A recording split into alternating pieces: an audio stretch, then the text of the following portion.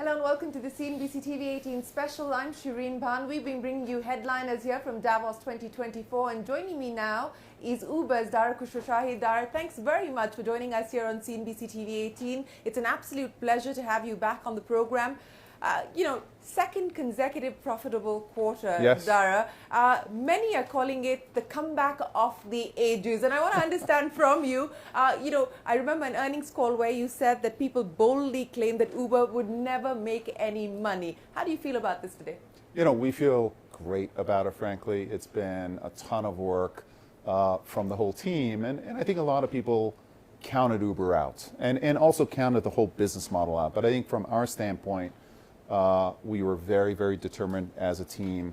I think the impact that Uber has on the world in terms of, almost 200 million people depending on Uber for transportation or food. Now, 6.5 million earners on the platform, earning whether they drive people or deliver food, et cetera.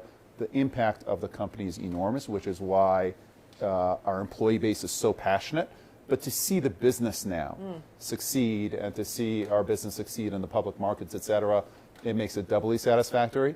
But we know that there's a ton of potential ahead of us. So this is just one step along the Uber journey. So, I'll talk about the ton of potential in just a second, but let's address the sustainability issue. Second consecutive quarter of profitable growth. Do you believe you can continue to deliver on this? Oh, absolutely. I think that going forward, we intend to be profitable for the foreseeable future. And I think what differentiates Uber from other companies out there is we think we can sustain profits, we think we can improve our margins with a growth profile of growth, higher than teens top line growth, which when you look at our scale, over 2 billion trips a quarter, it's rare to find profitable scale companies growing as fast as us. We think both the growth and the profitability are sustainable going forward. As you look back at the turnaround strategy and what has worked, what would you attribute the success to? Well, there isn't one single thing, but a very important point in time for Uber was actually the COVID pandemic. And that was a point at which we kind of stared at our own mortality as a company. We lost over 80% of our volume in the mobility business overnight. We had to make some very painful decisions, including laying off over 25% of our staff. After that event, myself and my staff, we got together and we said, listen, we never want to be in that position of having spent too much money, et cetera. We never want to be in a position of having this kind of a layoff. So we have to get back to growth, but we have to get back to growth in a disciplined manner. We got the food business, Uber Eats, that we had invested in, started really scaling, helped by the pandemic. The mobility business came back. And if you look now at our business, since 2019, pre-pandemic, the business has almost doubled. But our staff costs, the number of employees of the company, probably grown about 10%. So the kind of disciplined growth in terms of getting fit or, the year of efficiency, for Uber, it's been the years of efficiency. And I think that's absolutely helped. And that's paying off for you today. But let's now talk about the headroom for growth and the potential that you're going to be chasing after. What looks promising? What looks exciting? What are the bets you're going to make? Well, we think that both the mobility and delivery business still have significant growth ahead of them. First of all, we're the only company in the world that has a global scope as we do, operating in the US, internationally, in India. And we're the only one that is running both a mobility and a delivery platform. And our mobility business, for example, sends consumers to delivery, et cetera, like free customers. It gives us advantage over the monoline players, let's say the pure play food delivery players. But then above that, we can build new businesses. So for example, with mobility, one of the businesses that we're very excited about is powering taxis. Uber used to be the enemy of taxis, et cetera, there are protests. Now we're using our technical infrastructure, especially post-pandemic. Taxis want more business. And I think that the days of people kind of walking on the street and waving, kind of hailing a taxi with their hands, those days are over. And we think e-hail is the future, and we are the #1 company in terms of e-hail, in terms of brand, in terms of tech, et cetera. So for example, we're powering taxis now in San Francisco, in New York, and will continue to expand with taxi all over the world. That's one example of mobility amongst many. In delivery, we started on online food delivery, but we're very excited about our grocery business. Delivery of grocery to your home, dessert, you order from a restaurant, you want some dessert from that, do you want a bottle of wine with that, etc. So attaching more and more delivery opportunities. Another opportunity is actually not delivering for our own marketplace, but for third-party marketplaces. So for example, in the US, when you order an Apple iPhone, you can get it delivered through the mail, or you can get it delivered same day. There's an Uber courier or a driver going up and picking up that iPhone and delivering it to your home. These are all enormous multi-billion-dollar opportunities. But are these margin accretive businesses? These are the margins of the base business are higher than the margins of our growth opportunities. But each of these growth opportunities, the margins are improving. And we think over a period of time, the margins of the growth bets could be comparable to the baseline business. But today, no. Today, the margins of the growth bets are lower than the base business. That's okay, because with the efficiency that we have, we can invest in these growth bets and at the same time increase the margins of the overall business. What kind of investments are we talking about, and when do you believe you'll see that inflection point where it will start to be margin accretive? Well, it's in the hundreds of millions of dollars, and we think that it's really a trade-off between growth and margins. So there are parts of the business, for example, our Uber for Business business, selling to enterprises, etc. That's already margin profitable, quite profitable. Our shared rides business, getting more than one person to share a car, that's about a break-even business. So all of these businesses have different margin profiles. The point is that the margins are moving in the right direction. We're patient. We know how to build. We think we demonstrated with investors we know how to build profitable businesses, and we're building one profitable business on top of the other. Well, speaking of building profitable businesses, let's talk about India. Absolutely. Almost a decade in India. But, the business continues to be loss-making. What's the plan now to turn India around for Uber? Well, for us, India is worth the investment that we're making in India. So when you look at India, it accounts for 10% of our global trip volume. So India is huge for us, and India is growing at about twice the rate that the rest of the world is growing at. So fast forward, if we're talking 5 years from now, India is going to be an even larger portion of our business. The Indian customer is not only very, very picky about their service, but they're also very demanding on price. So what I say to our team is, if you can make it in India, you can make it anywhere. It's a gateway to these developing markets. This is a virtual monopoly market. I mean, there's you and I there's would Ola. not call it a virtual monopoly. There's a ton of competition. Between the two of you, But listen, we compete against car ownership, right? And if there's any monopoly out there, it's car ownership. It's incredibly inefficient. It's terrible for the environment. It makes demands on infrastructure in the cities that are out of this world. So to some extent, yes, we compete against Ola, but to some extent, we're teammates. We're both trying to be car ownership, and we've got a long way to go there. But talking about the growth opportunity that you see in India, what is it going to mean in terms of expansion plans? What is it going to mean in terms of incremental investments? And do you now regret getting out of Uber Eats in India? Look at what's happening with companies like Zomato and Swiggy there. Are you? I have to tell you, the nice corporate thing to say is I have no regrets. I'm a little jealous. It's a great opportunity, but we made a commitment as a company to invest in businesses where we thought we could be the number one player. Because in order for you to have positive returns on capital, and in the end, we're a business, you got to get to number one. We thought on food delivery, Zomato and Swiggy, they're great companies, and we didn't see a path to number one that was worthwhile. We look at the mobility business, we see huge potential, and the biggest potential we see in actually mobility now are two-wheelers and three-wheelers. So our three-wheeler business, our two-wheeler business are growing at significant rates. We're looking to electrify those fleets as well. We're looking to partner with local companies in India who are building electric two- and three-wheelers and four-wheelers that are affordable, that are available to the mass market, etc. So we see India really as the crest of the electrification wave for us, in that we don't think electrification should be restricted to rich markets and rich people. We think it should be available for the masses, and India is going to play a very, very big part of it. So, EV story for India. You're confident about that playing out. But overall on the EV story, there is some nervousness that perhaps the kind of growth momentum that we saw has started to slow down on account of unequal distribution of charging infrastructure, high interest rates, affordability, and so on and so forth. Do you worry about that?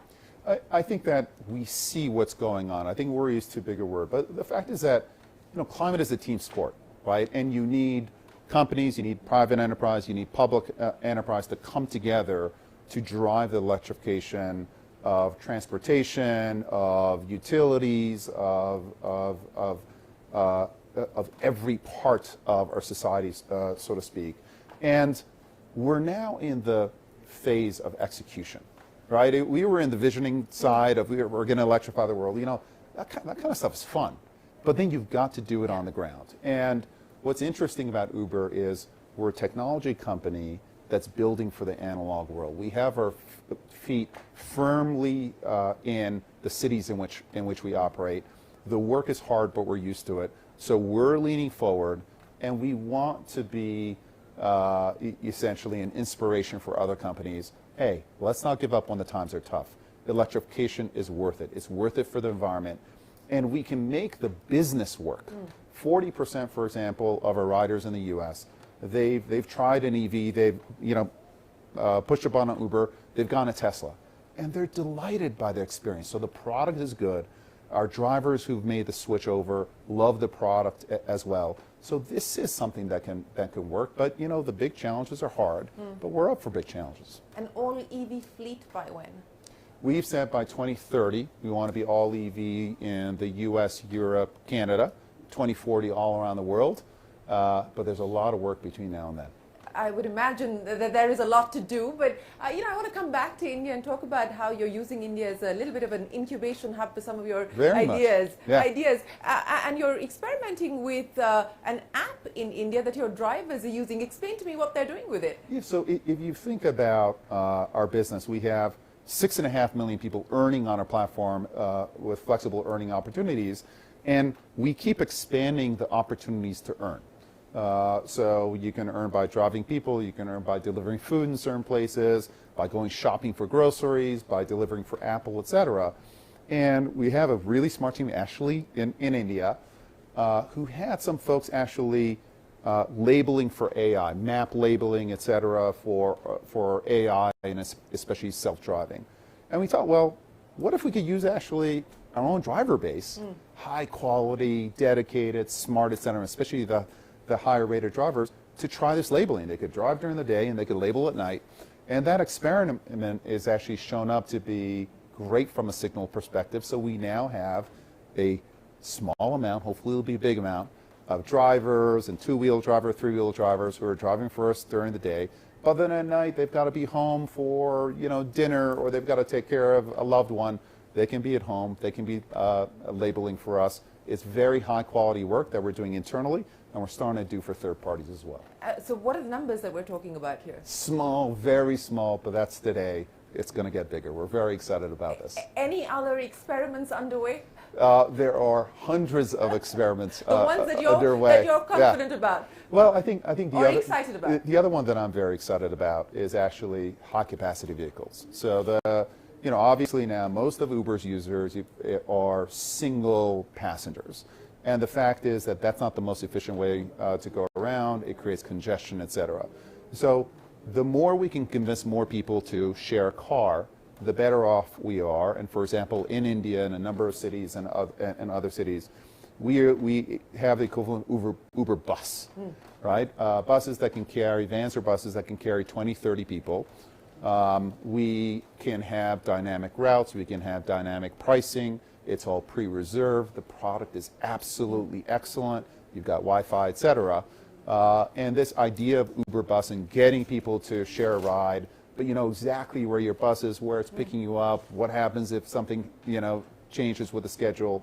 It's kind of next generation bus service that we've been working on really for 6-7 years. It's something that we're quite passionate about and we're quite excited about. Speaking about being excited about stuff. What about the revenue kickers? I mean, advertising for you has turned out to be a great revenue kicker. Yes. How do you see that playing itself out in the near term, and potentially any other adjacencies that you're working on to drive revenue? Well, we have talked about our advertising business. We made a commitment to investors that our advertising business will be $1 billion plus business in this year, and we're essentially ahead of those targets. And you think about Uber, we have an urban audience, very strong demographic. We know a lot of information about you. We're not dependent on third parties, et cetera. And for example, for a small business or a restaurant who wants more exposure on the Uber platform, who wants to increase their business, who wants to increase their audience, the advertising business is one that has proven out to be very profitable for merchants. The return on ad sales is 7 to 10 times. So they're making a great return on ad sales. And for us, it's a very high margin, very promising business. So hopefully, well, we know we're ahead of the billion, and then hopefully we can get into the multiple billions. So over the next 5 years, how do you see Uber repositioning itself on the back of the existing business and some of the experiments that we just spoke of that could potentially grow? Well, I wouldn't call it a repositioning. I think it's more the same, which is we really want, if you're a consumer, we want Uber to be essentially your operating system for everyday life. You want to go somewhere, you want to get something, etc. Come here, push a button, we'll make it easy for you. We know where you live, we've got your payment information. We're not manufacturing their product, but we want to be on their system, so to speak. And then for our earners, we want to be there for flexible earnings opportunities, however you want to earn. Whether you can afford a car, great. If you can't afford a car, we have deals with the Hertz's of the world and many other fleet partners so that we can provide you through partnership with that car. Or if you want to stay home and you want to work at home, we want to be there for you as well.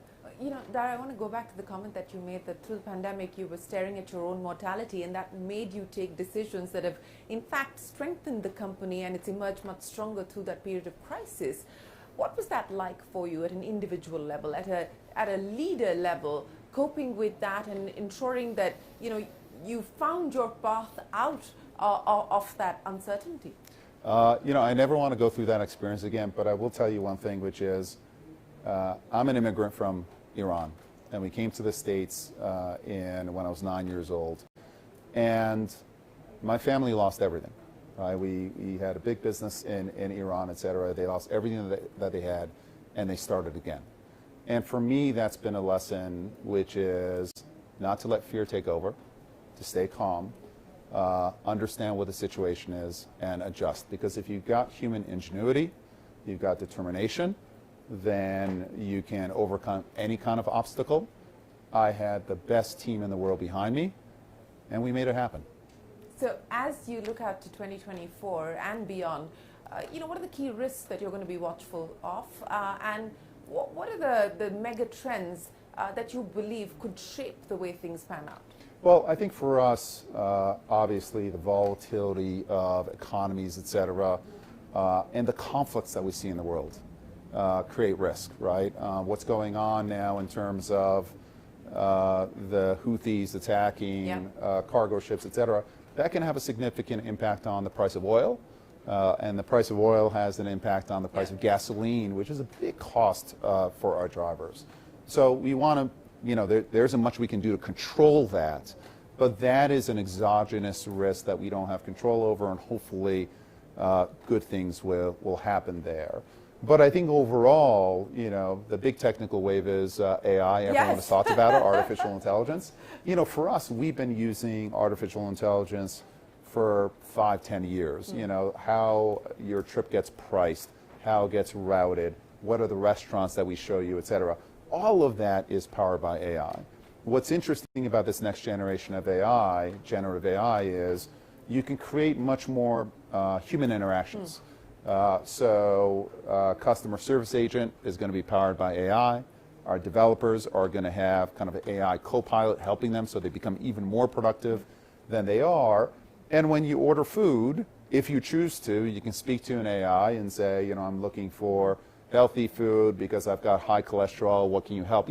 That's not something that Uber Eats can do effectively now. but certainly an AI agent can. I think that we're at the very, very early stages of the development of that technology. The technology is still, it's expensive, it's high latency. There are many technical issues that need to be overcome, but there's no doubt that they will be overcome, and it's a pretty powerful wave that's going to come and hopefully help everyone. I know we are very much an AI-led company, so we're pretty excited about the future there. You know, when you talk about being an AI-led company, in terms of the kind of investments that you're making, both on the people side, on the capabilities side, as well as on the infrastructure side, because this is going to require that. Yes. You know, what are we talking about? Well, it's we have made those investments, and we fortunately don't have to make investments in the infrastructure. We're moving over to the cloud. So these are investments. You know, they're in the hundreds of millions of dollars, but it's part of our P&L, and we think the returns are going to be much higher than that. M&A, is that on the radar, a priority? Anything you're looking at? I think that companies should always be opportunistic. Now, I do think that any company that has to depend on M&A to grow is going to make bad deals. So the baseline future that we see ahead of us is growth, essentially organic growth without M&A in front of us. But this is a difficult market. The competitive environment's getting harder. So we will be opportunistic, but we don't need to do anything other than continue to execute as a team. Dara, it's always a pleasure speaking with you. Thank you so much for joining us here in Davos. We look forward to seeing you in India and speaking some more, but appreciate your time here today. Anytime. Well, we are going to take a break here on CNBC-TV18. The conversations will continue. That was Uber's global CEO, Dara Khosrowshahi, in conversation with me. We're back in a moment with more.